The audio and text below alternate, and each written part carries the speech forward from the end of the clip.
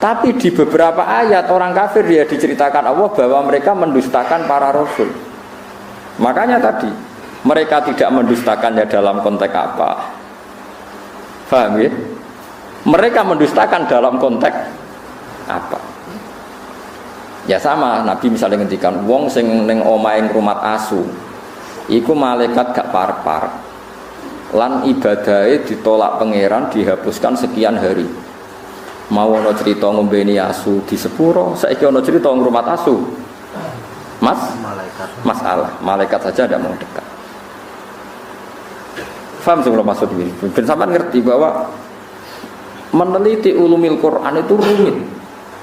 Dan itu butuh ulama. Ulama saja jangan hanya baca tapi punya tradisi ahwal. Nak kowe maca tok iku gendeng. Kaya wong maca tafsir Sawi, bariku maca tafsir Jalalain terus diperbandingkan tafsir Ibnu Katsir. Kalau dia tidak punya ahwalil ulama, malah jadi setan. Keman ta'alama bila syai'in fa syai'uhu setan. Makanya ada cerita unik. Jadi ulama di sini ya rada unik, ya rada beling tapi belingnya ulama. Ana ulama jenenge Akmas, wis gak priyayi, senang masjid, labine dicoplok. Bareng labine dicoplok niku guntingi bulu ketek. Napa cara mriki kelek niku? Pokoke bulu ketek, itu guntingi. Temenan ning jero masjid gak klambenan. Sing pas iku ana mubalek pidato. Zaman itu Akmas itu terkenal lah populer. Terkenal. Oleh pidato ini haddatsana ini termasuk haddatsana Akmas ini terus cerita fadilah salat macam-macam. Terus dari Akmas, kamu jangan mendengar mubalik itu, dia itu bohong. Terus setelah itu mubalik itu enggak tahu kalau itu Akmas. Ala tastahiyya syekh, kamu apakah enggak malu di depan orang banyak di masjid? Napa guntingi bulu ketek di depan umum? Boyo desain barang. 5 ada. Kenapa saya harus malu? Ana fi sunnatin wa anta fi kisbin. Termasuk sunnah, termasuk fitrah adalah guntingi bulu ketek. Ana fi sunnatin. Kowe bodoni. Kok bisa saya ini mubalek, saya ini pidato. Anal Amas. Kowe muni haddatsan al Amas, anal Amas sing jenenge Amas yo aku iku. Kowe mula-muli murid aku ora kenal kowe. Ini penting kula aturaken karena sekarang orang itu meneliti Islam itu tidak pakai guru, sehingga cara memahami dia tentang nahi mungkar atau tentang amar ma'ruf, tentang apa saja itu tidak punya ahwalal ulama. Makanya kalau menjadi ulama tradisinya selain memegang beberapa literatur atau marojek kitab-kitab sahihah, al-kutubus sahihah, juga ada ahwalal ulama. Ahwal itu satu perilaku konsensus yang diyakini antar ulama. Ya saya ulang lagi, yang diyakini antar apa? Diyakini antar ulama. Ini penting kalau aturaken. Karena ulama itu punya guyonan banyak yang kita tidak pernah tahu. Misalnya begini. Ana wong senengane ngrasani wong. Nah, kowe santri amatir terus ngrasani wong itu dosa ngene. Tapi ulama itu punya pikiran begini. Ana wong misalnya jadi lonte atau maling, sudah dirasakane wong sak desa. Gara-gara kesalahannya sering dirasani dia jatuh, enggak dihormati di masyarakat situ. Nah, ulama udah takoki ngrasani hukume piye, Mbah? Ya dosa. Lah jenengan nonton yang ngrasani kok gak mbok loroi. Ciri utama maksiat itu adalah dia jatuh. Lahum fid dunya khizyun. Pasti karena dia lonte atau dia maling atau copet. Pasti Allah mentakdir ciri khas maksiat itu diantara hukumannya adalah jatuh di dunia dan jatuh di akhirat. Dan awal kejatuhan adalah jadi gunjingan atau dirasani wong akeh. Bagaimana Anda bisa mengharamkan sesuatu yang menjadi hukumannya Allah Subhanahu wa ta'ala? Ini ulama. Sehingga dia ya tetap kalau tanya hukumnya ngrasani wong piye? Ya dosa. Tapi jenengan ana ngrasani kok menengahi. Ya menengahi. Ya ora mesti nerangno ndek, tapi kula ulama ngerti. Maksudnya iku ya pancen khase kesalahan ben dadi rasane wong ben jatuh. Lho umpama saiki ana lonte utawa ana maling, ana koruptor, gak ana sing beritakno, gak ana sing ngrasani, terus ora salah piye?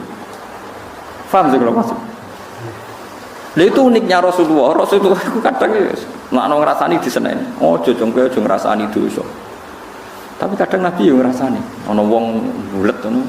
Senengane apik tapi wonge bulet jare Nabi bi sa'khul asyirah. Wong kok eleke.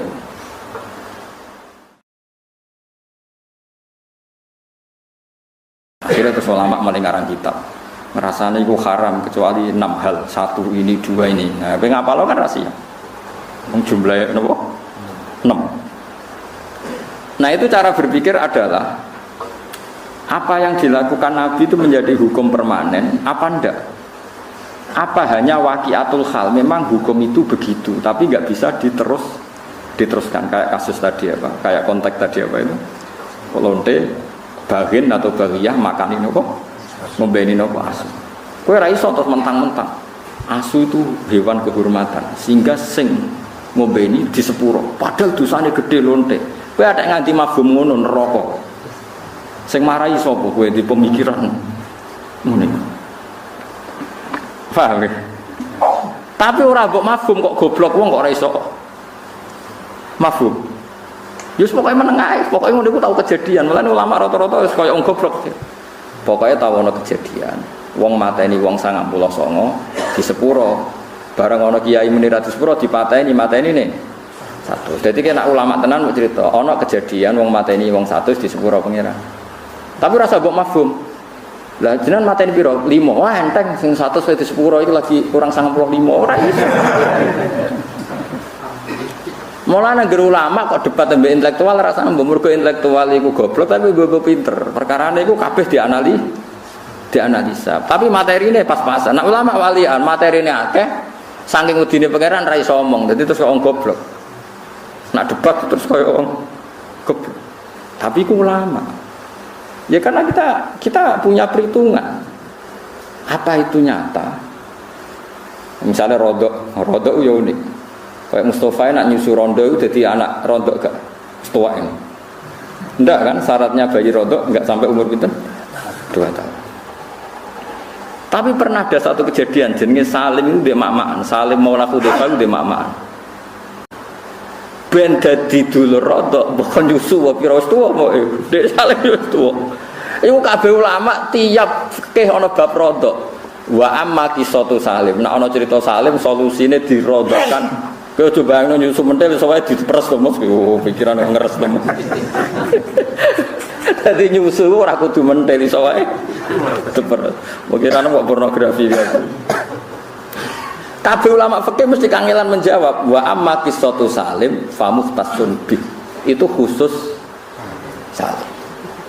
Jadi kadang apa yang dilakukan fatwanya Rasulullah itu kadang kejadian khusus, nggak bisa digeneralisir. Karena kalau kamu generalisir ya bingung tenan. Misalnya di surat yang sama, di surat Tobat ada faqtulul musyrikina haitsu wajadtumuhum satrusik. Bunuh orang musyrik ketika ketemu di mana saja.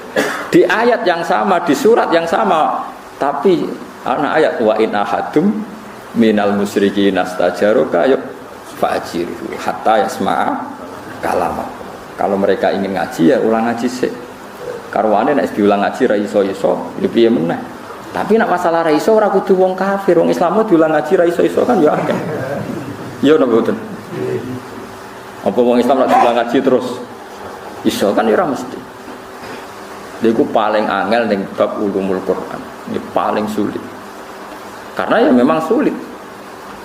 Dan enggak perlu dipecahkan. Saya ulang lagi itu enggak perlu dipecahkan. Ya sudah, kita tidak tahu ila yaumil qiyamah, enggak apa-apa. Daripada kayak keputusan keliru, satu orang sangge keputusan. Ini penting kalau aturakan. Terus di Quran itu seperti itu banyak. Makanya ngerti Ibnu Abbas ono ayat fahum la yatasaalun, mereka enggak ditanya. Ada ayat waqifuhum innahum mas'ulun, hentikan mereka karena mau ditanya. Ada ayat mereka bisa menjawab. Ada ayat al-yauma nakhtimu ala afwahim, bahwa mereka sudah tidak bisa menjawab karena lisannya ditutup. Ini penting kalau terangkan penjenengan orang gegabah maknani Quran. Jadi maknani Quran itu butuh macam-macam. Termasuk sing dibutuhno paling angel itu ahwalal ulama. Mun jenengan dan kula. Ahwal itu ya ahwal niku perilaku ulama. Perilaku ini bukan sekedar fatwa hukum tapi ini perilaku. Misalnya begini, ini tak judono uniknya ulama memahami dawuh Kanjeng Nabi. Nabi nate ngendikan aksir min ma'rifatin nas, cung kowe kanca sing akeh. Angger kanca akeh ya manfaat akeh. Sufyan Ats-Tsauri gurune Imam Syafi'i nak maknani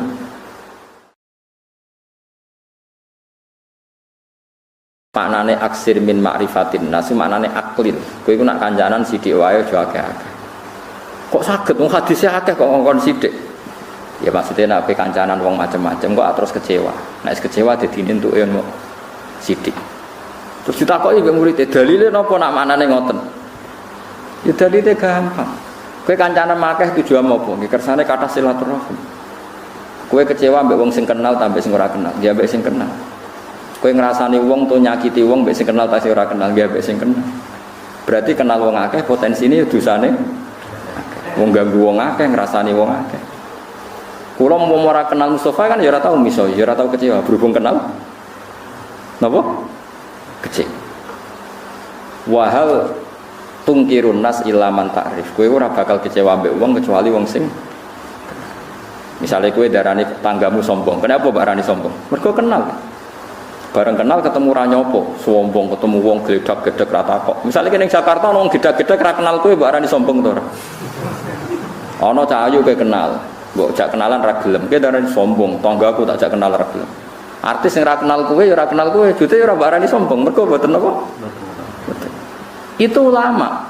Nabi dawuh aksir min ma'rifatin nas, ndekne maknane aklil min ma'rifatin. Itu kan enggak gampang. Orang punya pemaknaan seperti itu enggak gampang. Butuh sekian ribu hadis yang dia hafalkan sehingga dia tahu yang dimaksud tradisi Nabi itu seperti itu. Belum lagi di masalah fikih, di masalah-masalah fikih.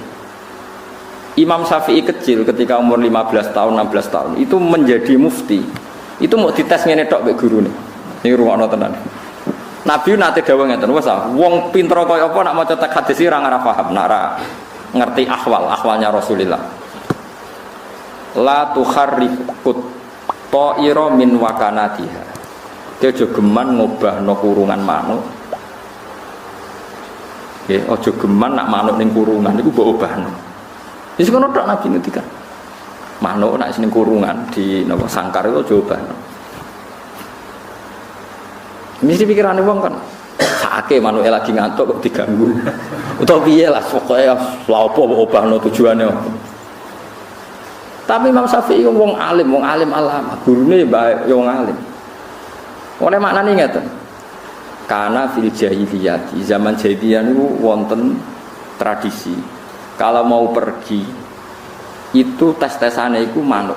Manuk dakok kurungan terus digusah. Dibuka posisi kurungan tapi lawangnya dibuka. Nak digusah miberangan berarti lunga iki mubarak. Lunga ini berkah. Bahasa Arabe manuk ta'ir. Ta'ir itu bahasa Arab maknane napa? Manuk. Nak digusah melayu ngiri berarti lungane gak barokah. Lah Nabi itu melarang orang pergi atau orang bisnis berdasar mibere manuk. Lah itu disebut qalu innama ta'irukum ma'akum inna tatoyarna bikum. Jadi wong Arab itu tatoyur itu membuat keputusan penting berdasar terbangnya manuk. Faham sih kalau maksud? Bayangno misalnya sampean gak di tradisi ulama terus mau teks hadis, jong manuk iku jobano apa kurungane. Terus ki maknane kan mau ngono tok. Faham sih kalau maksud? Tapi Imam Syafi'i iso maknane iku adalah wong Arab memutuskan sesuatu penting berdasar mibere manuk. Mulane ning Quran disebut innama ta'irukum ma'akum inna tatoyarna bikum wa kullu insanin alzamnahu ta'irahu fi 'unuqi. Kabeh karo ta'ir. Bareng Imam Syafi'i iso nerangno ngono terus gurune nangis. Al yauma aftiya Aba Abdillah. Kowe cek cilik lah wis oleh fatwa. Wong kok pintere ngono. Kowe iso bulet to, manuk iso bulet. Kowe iso bayangno wong pinter kan. Nah ini buatan wong maca terjemah Quran sing ngaku ahli Quran, maca terjemah hadis dari ahli napa? Waduh gobloke ra karuan.